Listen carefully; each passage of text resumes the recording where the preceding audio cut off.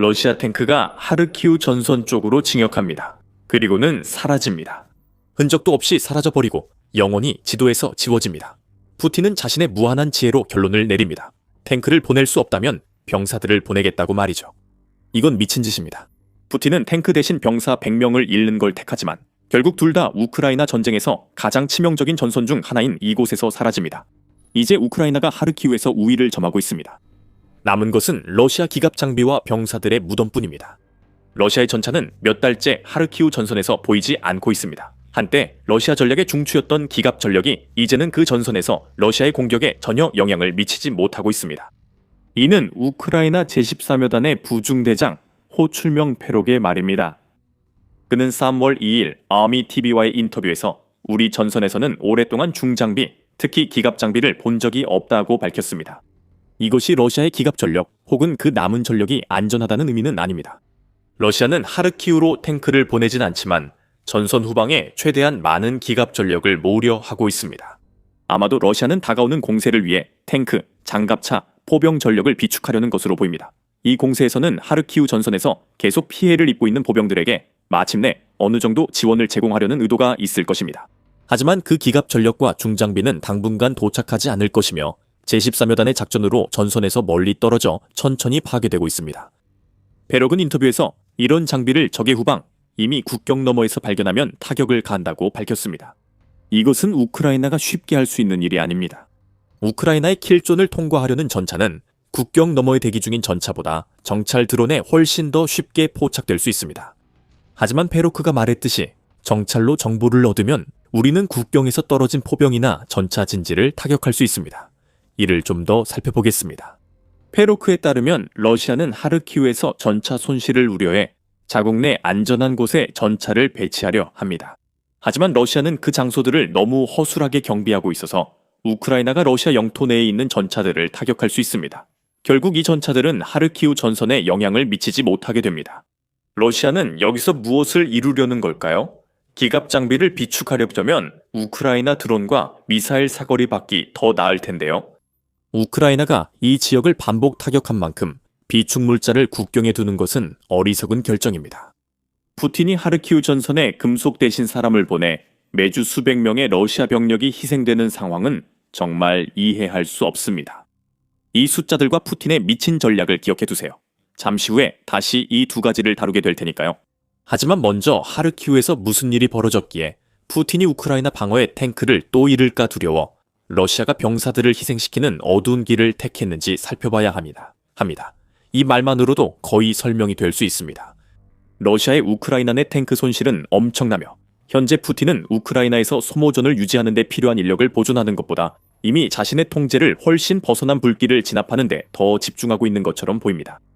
지금까지 우크라이나에서 러시아가 입은 탱크 손실만 봐도 하르키우에서 무슨 일이 벌어지고 있는지 충분히 설명이 됩니다. 우크라이나 재무부에 따르면 3월 5일 기준으로 러시아는 11,727대의 탱크를 잃었습니다. 전쟁이 시작된 지 4년이 조금 넘었으니 연평균 손실은 2,900대가 조금 넘는 셈입니다.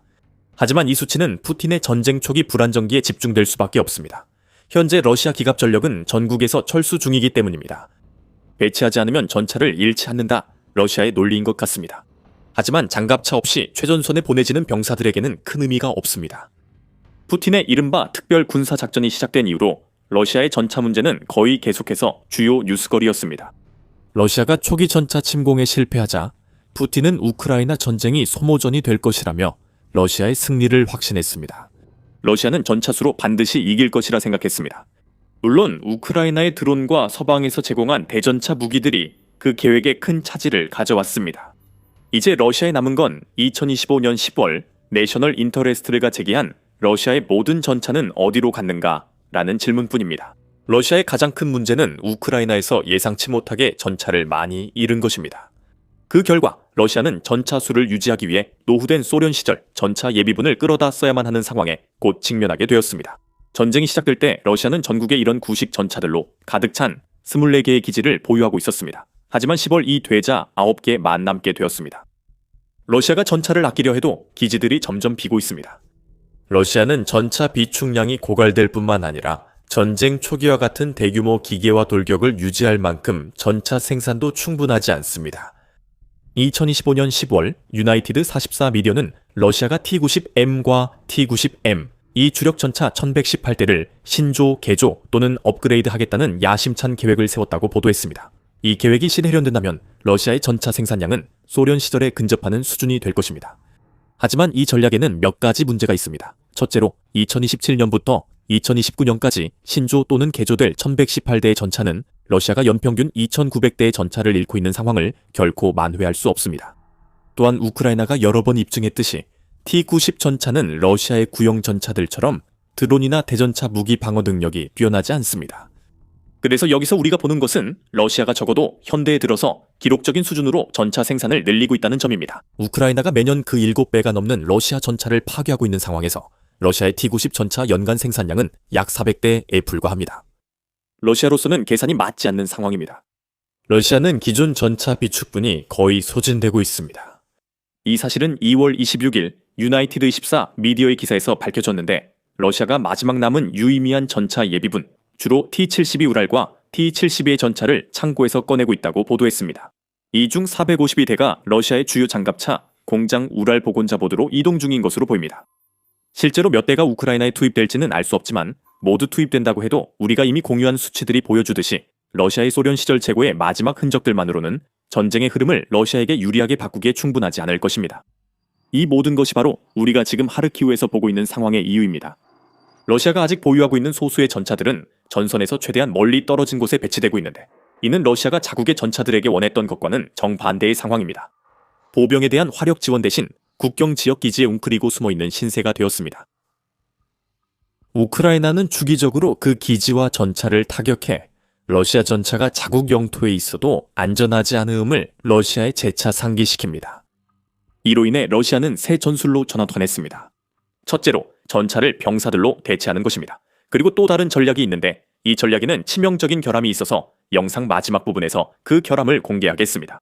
하지만 먼저 잠깐 덧붙이자면 여러분은 지금 더 밀리터리 쇼를 시청하고 계십니다. 아직 구독하지 않으셨군요. 지금이 바로 그 버튼을 눌러서 항상 한 발 앞서 나갈 수 있는 최고의 기회입니다. 자, 푸틴입니다. 탱크 대신 사람이 투입되면 러시아에 어떤 영향이 있을까요? 우리는 푸틴이 탱크 대신 병사들을 희생시키고 있다는 걸 페로크 인터뷰로 알고 있습니다. 그는 러시아의 현재 하르키우 전술에 대해 설명합니다. 이 전술은 소규모 침투조를 전선 뒤로 보내 우크라이나가 찾지 못하는 약한 거점을 구축하려는 시도입니다. 이 전술은 러시아에 통하지 않습니다.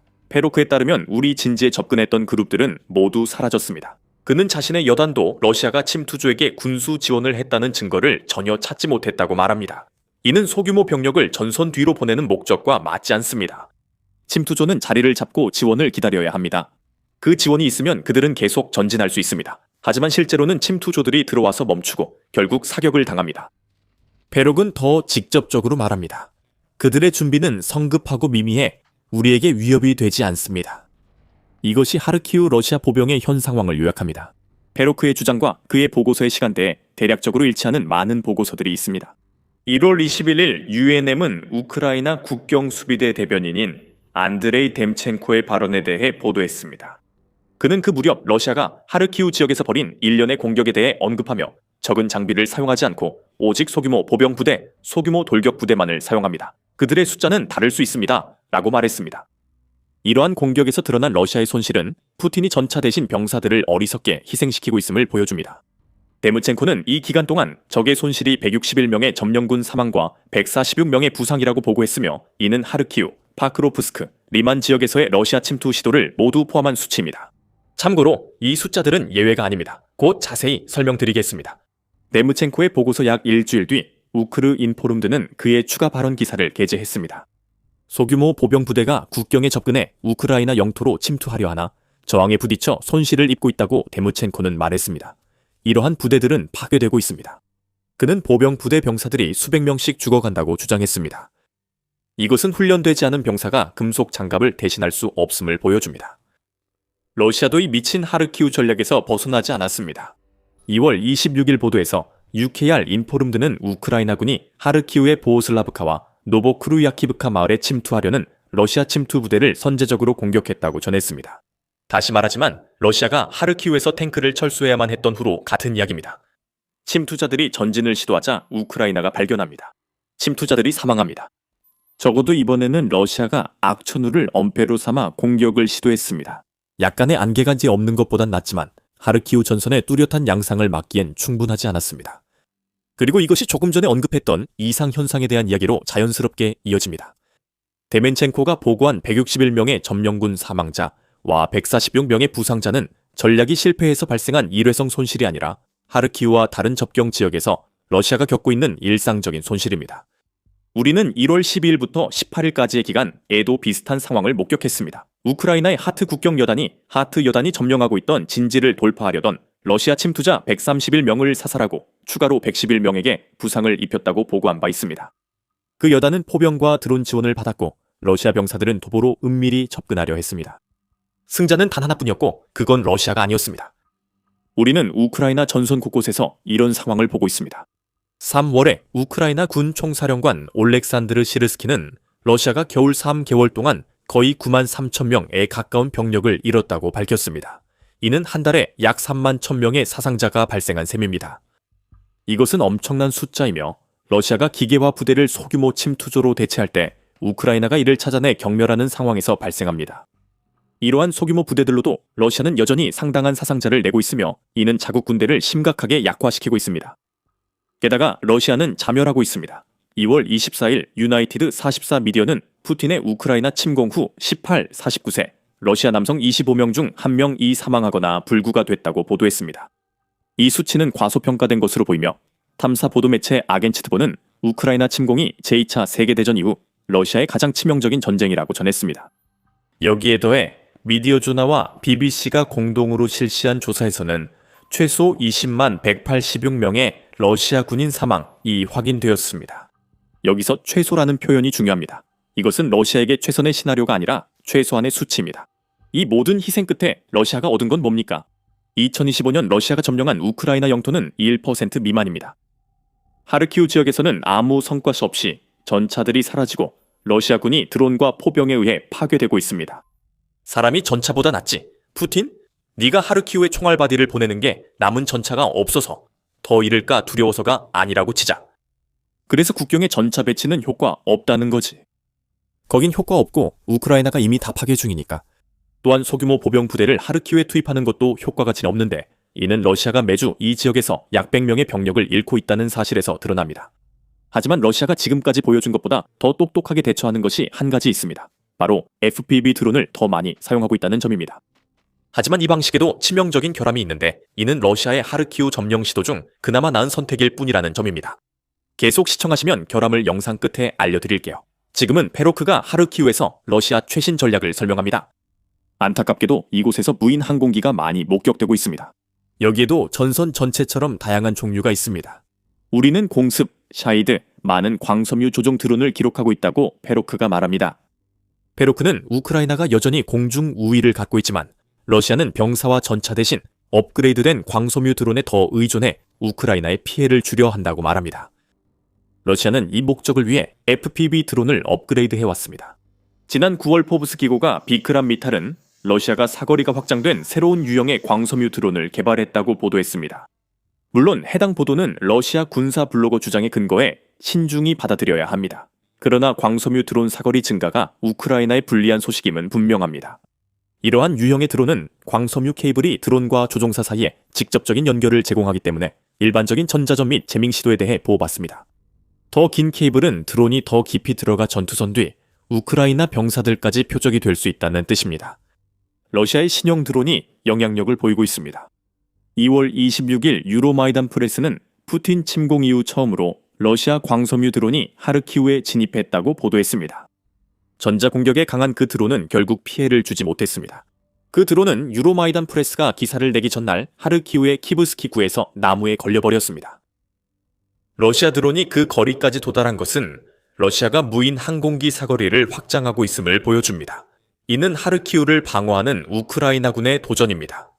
이제 그들은 침투자를 찾는 동시에 하르키우 안팎에서 러시아 드론을 경계해야 한다는 뜻입니다.